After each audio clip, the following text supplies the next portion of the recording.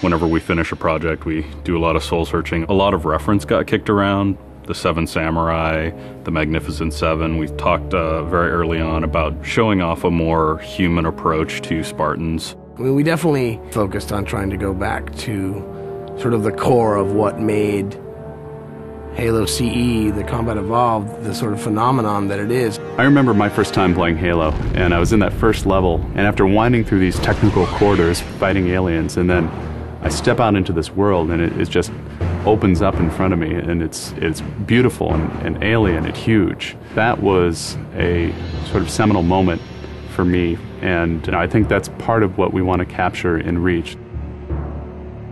Something that was core to the game at the beginning was that sense of wonder and exploration. We started with a series of events. We basically set out like, okay, from this date on Reach to this date, we built a military campaign.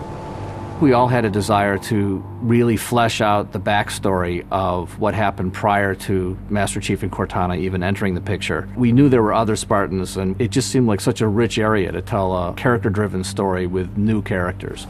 We wanted this team to feel like a Delta Force type team that are usually a smaller number. Why are we not seeing explosives residue? This particular team, Noble Team, they've survived by staying together. You're Noble 6, you're a replacement for a Spartan that's died. You're experiencing this story, boots in the mud. We looked at the story of Reach, and it was obviously a more intimate, character-driven story. We really needed the attention to real-world detail, trying to make these characters' faces really feel like believable. We started everything over from scratch, came up with a whole new rig for how we animate faces and also how we approach like texturing them, modeling them, everything, and just put a lot more time. Difference about a couple million polygons. We absolutely want Reach to tell a human story, and that's going to require us to invest significantly into higher fidelity models, much more open environments, larger numbers of AI than ever before in a Halo game. To pull off the vision for what we had for this game, we ended up gutting almost every part of the engine, retooling things to make it run faster, to make it run better, it looked better. We had to throw out all of our technical systems. We had to then throw out the content that went with it because that content didn't represent the new bar we were going for. Copy that, on our way. Don't need command to tell me.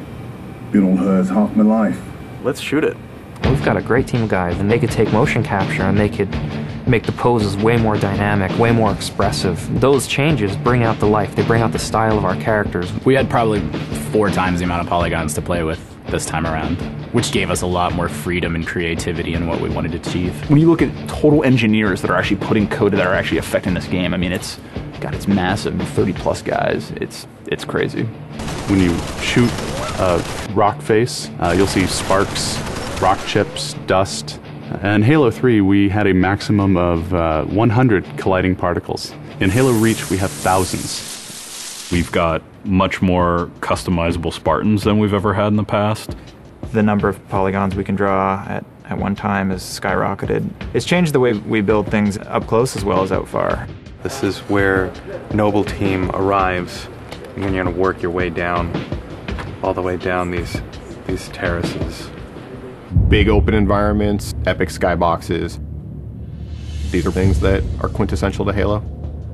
Like, we're building a planet that exists 500 years from now. We want to build spaces that you want to explore. We want to put twice as many characters, vehicles, and weapons into that environment. That's going to require massive improvements to the way we handle our artificial intelligence in the game. We now can put so many AI in an encounter that you can put 4 Spartans, the player, 8 Marines against 30-ish Covenant, and that's an actual serious challenge.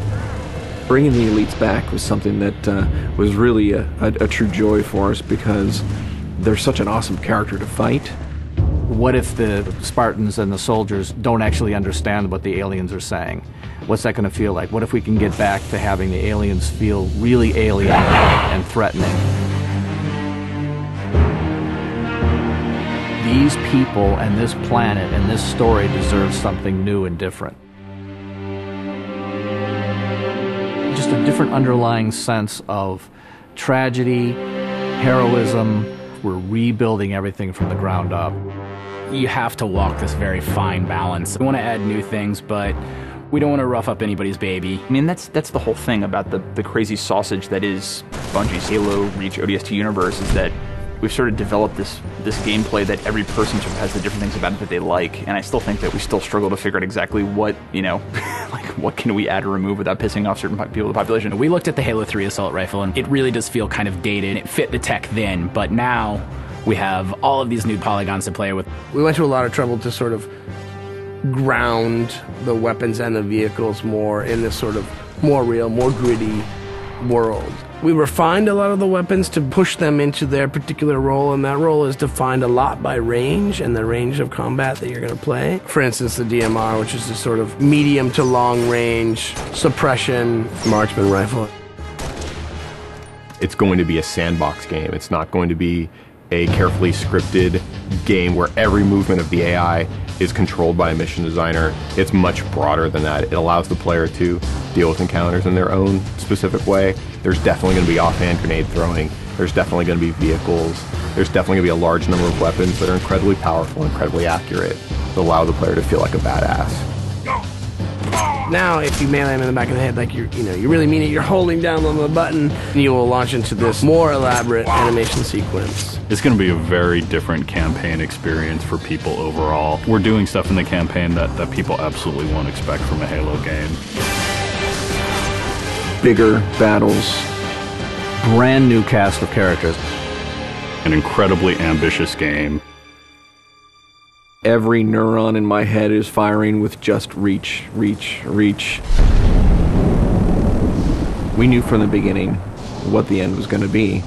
This is the definitive Halo made by the people who created Halo.